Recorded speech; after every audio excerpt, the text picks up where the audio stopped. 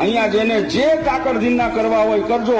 અક્ષરધામના બાયણે તો અમે તમારી ખબર લેવા બેઠા હશું ને હશું, એ નક્કી છે. અમારા વગર અંદર નહીં જવાય. કારણ હું ગર્વથી કહું છું, લાલજી મહારાજે પણ પાછલી સભાની અંદર મેં પ્રવચન સાંભળ્યું ને, અમે અઠે ગઠે નથી, અમે આશરો લઈને બેઠા છીએ. અમે એની છત્ર છાયામાં બેઠા છીએ અને છત્ર છાયાના અવલંબનના કારણે હું કહું છું કે અક્ષરધામના દરવાજે આપણો ભેટો થશે ને થશે. અને એ દિવસે જેને જવું હોય ને, આજે કહું છું ભગવાનના થઈ જજો. ક્યાંક આગા પાછા ગયા હો ને, હજી સમય છે, હજી તક છે. આ ભગવાનને વરીને થઈ જજો. આ ભગવાનના, હું એમ નથી કહેતો ગજેન્દ્ર પ્રસાદજીને થજો.